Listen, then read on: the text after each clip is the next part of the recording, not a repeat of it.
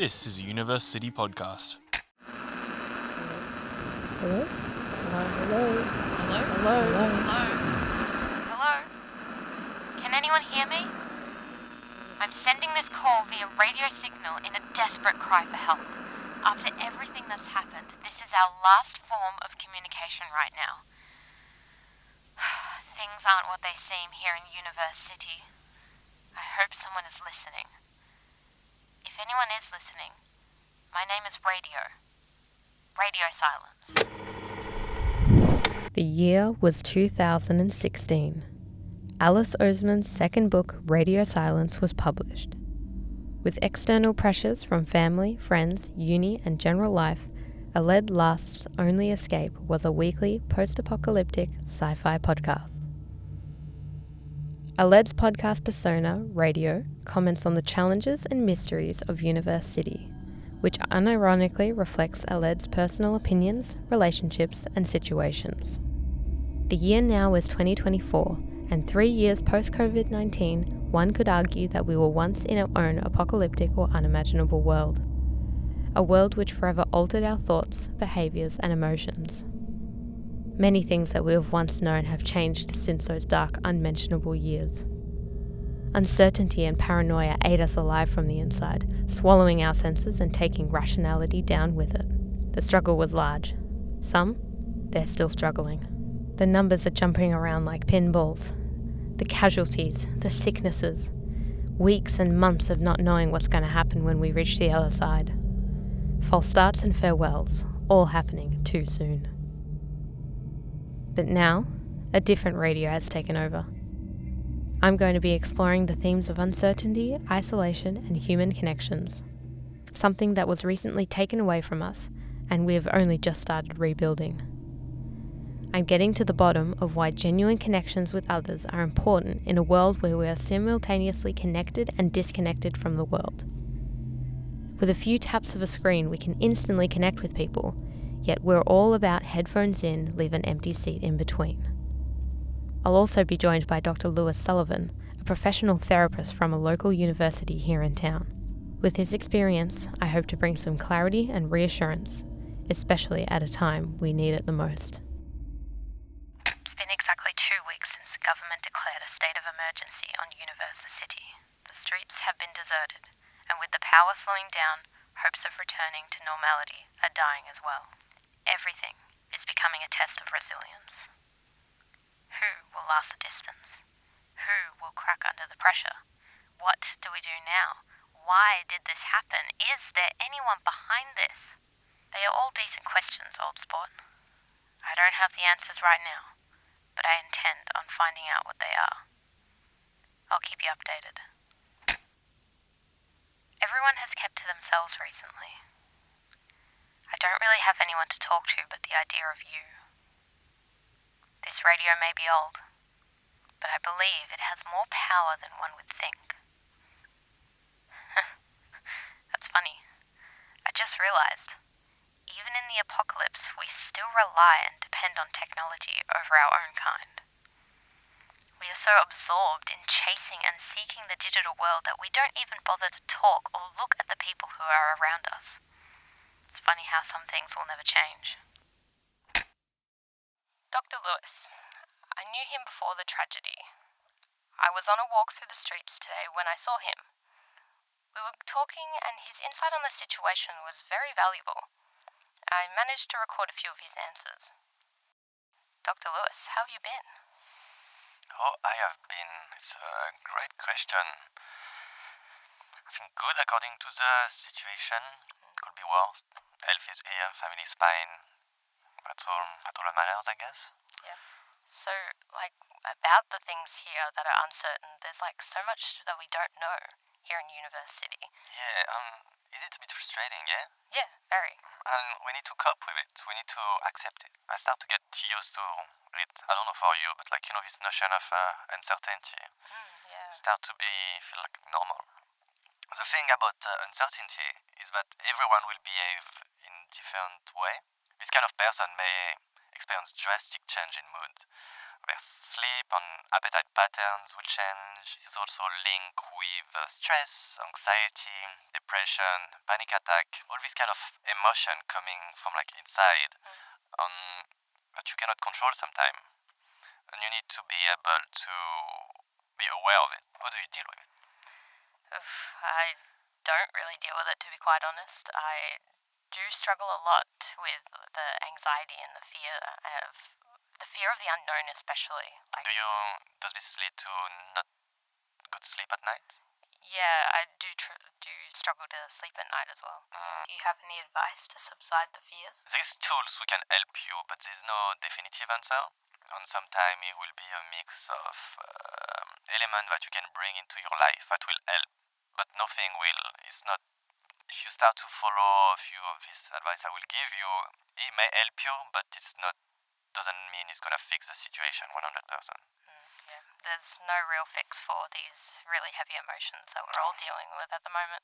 Heavy medication, but this is not something I will advise. Yeah.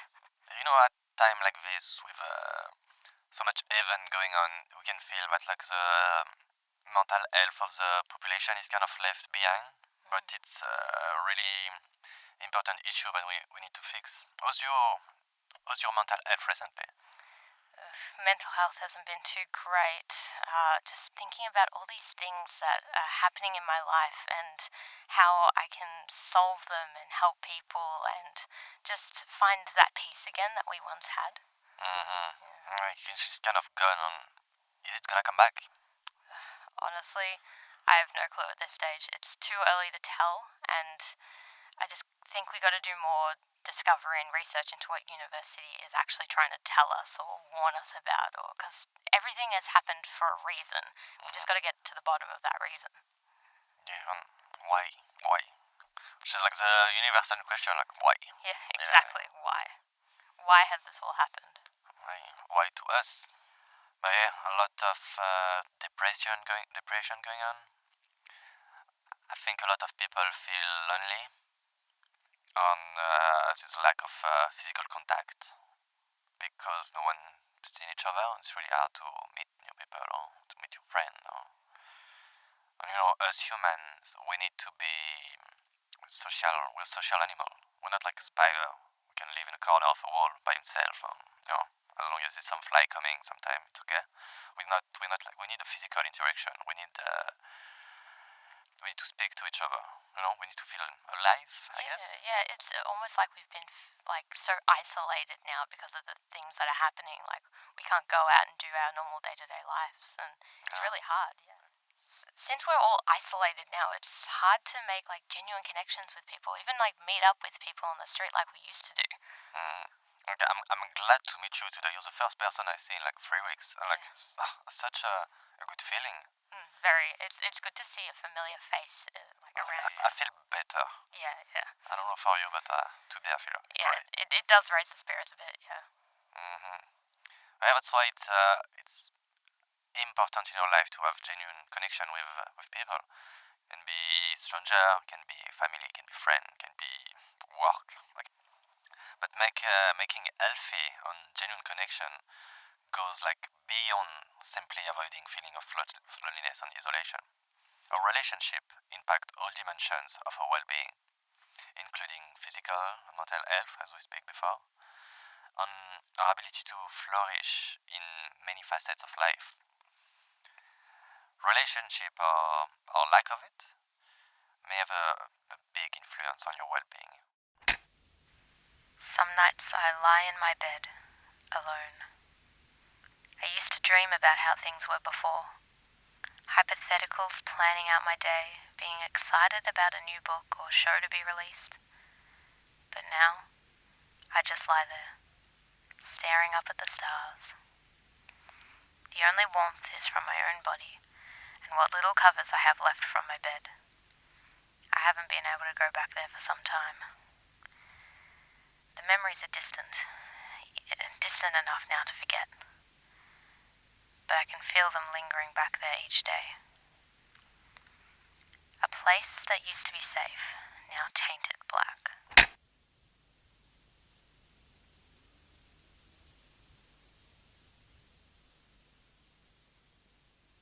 I remember a friend of mine doing a project on what would happen if the world ended or an apocalypse happened. In fact, he was so into it and curious as to what other people would say, he actually went around asking people what their survival strategy would be. I might even be able to find some of the replies.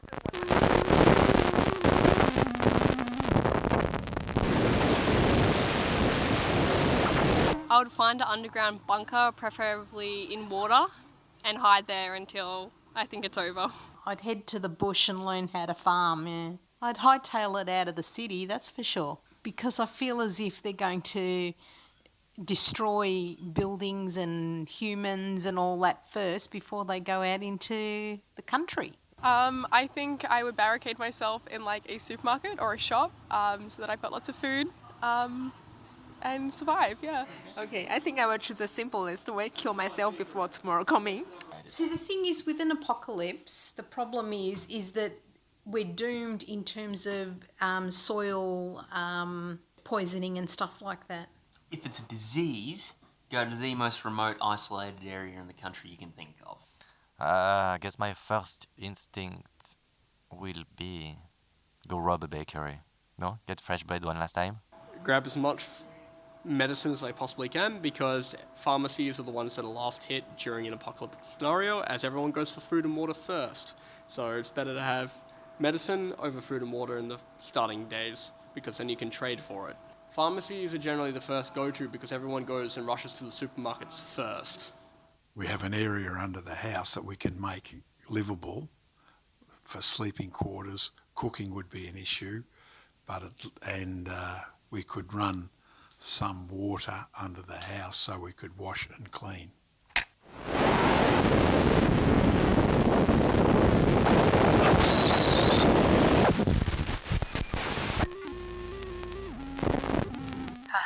It's crazy to think how it was all hypothetical back then. I wonder if those people are actually out there somewhere doing exactly what they said they would. There are actually some pretty great strategies in there. Not some I didn't even think of. The power of hindsight, huh? The medicine tip was by far the best. Luckily, we still have some of those vital resources left, but it's only a matter of time at this stage. A few were also right in thinking that the type of apocalypse matters, whether it's soil poisoning or zombie, or whether we need to stay, whether we need to leave. It's definitely handy knowing the type of apocalypse. This situation is certainly unique, and the government is working hard to try and figure out a solution. But I'm not fully convinced it's as easy as they think. There are a lot of things we don't know or understand about the events happening. We are just all living day to day at this stage, one step at a time. I have gone outside to do some more investigating recently. I have actually talked to a few people. They're just as clueless as I am about everything. Honestly, I wasn't expecting them to know much. It's just been great to be able to talk to people again and bring back some normality in our lives. On the other hand, I did manage to find out these illnesses are getting worse. Something like the flu, constant coughs, sore throats, fever, headache, chills. The medicine we have isn't helping anymore. The government is even talking about reinforcing strict isolation rules to help stop the spread and even contamination. The people we meet for a reason. If it was just a comment on the street, various classes from school, friends for life, they all change us in some way or form. They change our thoughts, our feelings, our connections, our behaviours, even if we can't see it right now. We learn to grow through each experience and each interaction. I must say, old sport, hope isn't looking too great at the moment, but I know I'll make it through. We just gotta push through until the end. Universe City holds a lot of memories and secrets, and we are only just scraping the surface of what's here in this small town. I may only be just a voice on a radio to you, but it only takes one voice to start a movement. I'll be standing by waiting for your response. Until then, I'll gather as much information as I can. This was Radio Silence. Over and out.